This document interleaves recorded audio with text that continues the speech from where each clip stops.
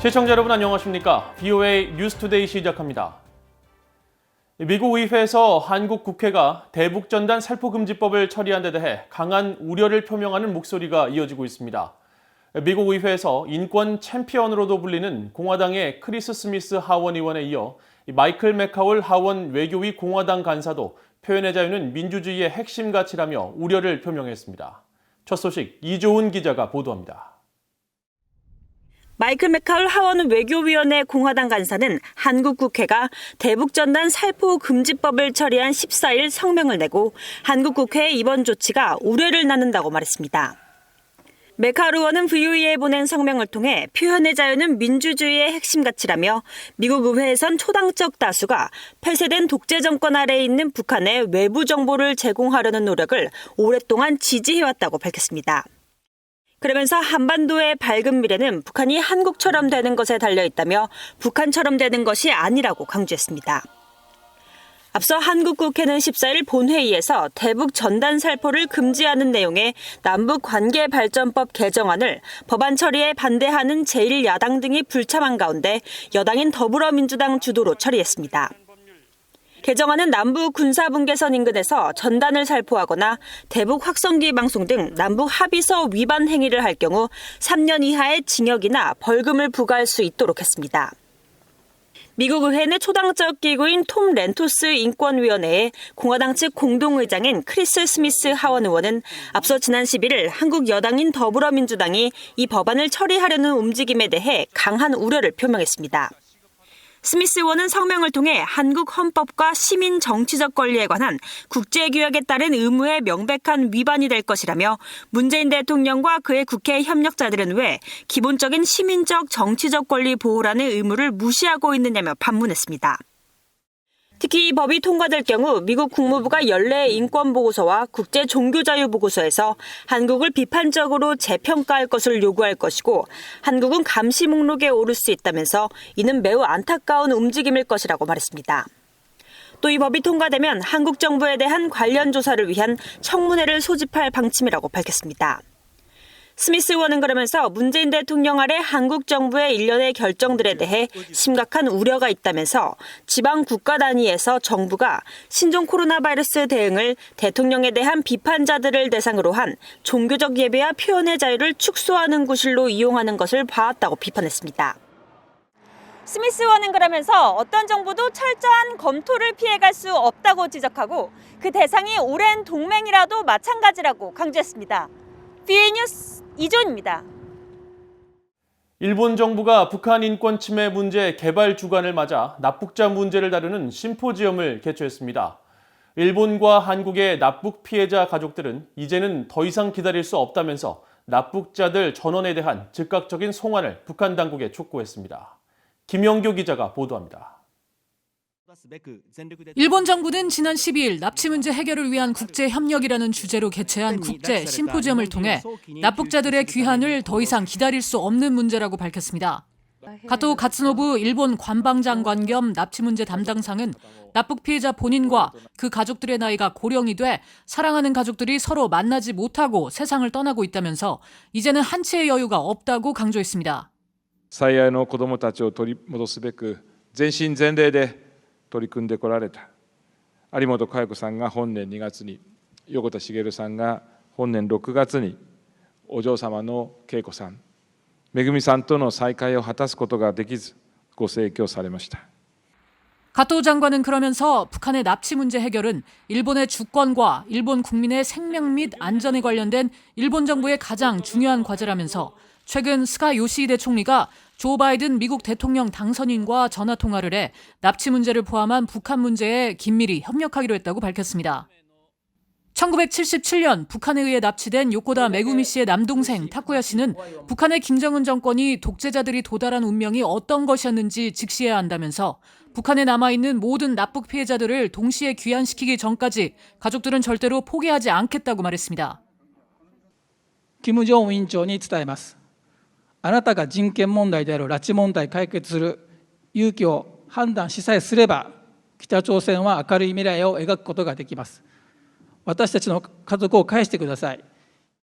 또 1978년 납북된 타구치 야에코 씨의 아들 이즈카 고이치로 씨는 아베 신조 전 총리가 납치 문제를 최우선 과제로 삼고 도널드 트럼프 미국 대통령에도 이 문제를 피력해 2018년 싱가포르 정상회담과 2019년 하노이 정상회담에서 트럼프 대통령이 김정은 위원장에게 직접 이 문제를 거론한 건 효과적이었다고 말했습니다. 하지만 북한은 아직까지 납북자들을 되돌릴 결단을 내리지 못하고 있다고 지적했습니다. 北朝鮮は我々家族が死んでしまえばこの問題の世論も静まり風化し日朝国交正常化ができるのではないかと淡い期待を持っているのかもしれません。拉致問題を正しく解決しなければ家族が最後の一人になろうとも国内外において全てにおいて訴え続ける覚悟でいます。 북한에 억류됐다 풀려나 엿새 만에 숨진 미국인 대학생 오토 원비어의 부모는 화상 연결을 통해 북한을 상대로 한 법적 대응을 강조했습니다. We sued North Korea in our federal judiciary system and won the case. This can be done in Japan, and holding North Korea responsible legally will be as successful as it can be without having to deal with North Korea through diplomacy. 대한항공 납치 피해자 황원 씨의 아들 황인철 1969년 대한항공 납치 피해자 가족회 대표도 아버지를 비롯한 납북 피해자들을 가족의 품으로 하루빨리 돌려보내줄 것을 강력히 촉구했습니다. 일본 정부는 지난 2006년 납북자 문제를 널리 알리기 위해 북한 인권 침해 문제 개발 주간을 제정해 매년 관련 행사를 열고 있습니다. 납북 피해자 가족들은 북한의 납치 문제는 현재도 진행 중인 엄중한 인권 유린 사안이라며 북한이 가족들을 즉각 송환할 것을 한 목소리로 촉구했습니다. VOA 뉴스 김한교입니다. 미국 정부가 아프리카 나라 수단을 테러 지원국에서 공식 해제했습니다. 마이크 폼페오 미 국무장관은 14일 성명을 통해 수단에 대한 테러 지원국 해제 사실을 알리고 수단의 역사적인 민주적 전환을 위한 더 큰 협력과 지원을 증대시키기 위한 근본적인 변화를 보여준다고 평가했습니다. 이로써 지난 1993년 테러 조직 알카에다의 수장 오사마 빈 라덴에게 은신처를 제공했다는 이유 등으로 테러 지원국으로 지정됐던 수단은 27년 만에 이 명단에서 빠지게 되면서 수단 등 총 4개 나라로 구성됐던 미국의 테러 지원국 대상은 북한과 이란, 시리아 등 3개 나라만이 남게 됐습니다.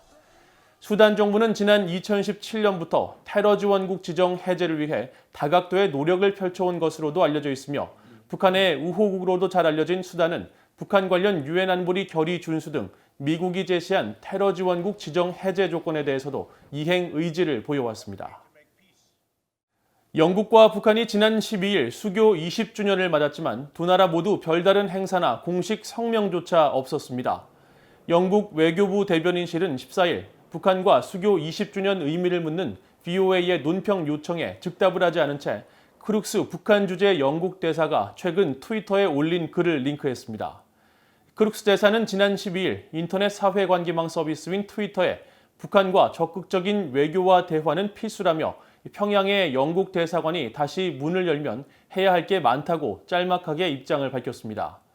북한의 비판적 개입 정책을 유지해온 영국 정부는 지난 5월 북한 당국의 신종 코로나 바이러스 대응으로 인한 입국 제한 조치 등을 지적하며 대사관을 잠정 폐쇄하고 인력을 모두 철수시켰으며 지난 7월에는 첫 대북 인권 제재를 통해 공안기관 2곳에 제재를 부과했었습니다. 북한 외무성은 이에 대해 미국의 꼭두각시인 영국이 엄중한 도발 행위를 했다며 반드시 대가를 치를 것이라고 위협했습니다. 차기 바이든 행정부가 북한 위협에 대응하기 위해서는 북한을 상대해본 경험 있고 전문적인 외교팀을 인선하는 것이 무엇보다 중요하다고 전 미국 국무부 고위관리가 밝혔습니다. 웬디 셔먼 전 미국 국무부 차관은 14일 미국의 민간 연구단체인 전략국제문제연구소 CSIS가 주최한 화상 토론회에서 북핵 문제 해결을 위해서는 전문적이고 경험이 많으며 역량 있는 인사를 적절히 배치해 진용을 갖추는 것부터 시작해야 한다면서 이같이 강조했습니다. 이어 차기 행정부 출범 이후 전문적 외교관들을 최대한 활용해 한국 등 동맹국들과의 관계를 새롭게 정의하고 접근할 필요가 있다고 강조하고 다만 북한과 이란 등은 매우 복잡하고 광범위한 문제로 전문적인 외교팀 구성에 다소 시간이 걸릴 것으로 내다봤습니다. 이날 화상 토론회에 참석한 마이클 그린 CSIS 선임 부소장은 미국이 북한과 중국에 대응하기 위해서는 한국, 일본과 같은 영내 동맹국들과의 관계 강화에 나서야 한다면서 특히 심화되는 한일 간 갈등이 북한 문제 대응에 걸림돌로 작용하고 있는 만큼 한일 양국 간 관계 개선에 미국이 적극 나설 필요가 있다고 강조했습니다. 이상으로 VOA 뉴스투데이를 마칩니다. 시청해주신 여러분 고맙습니다.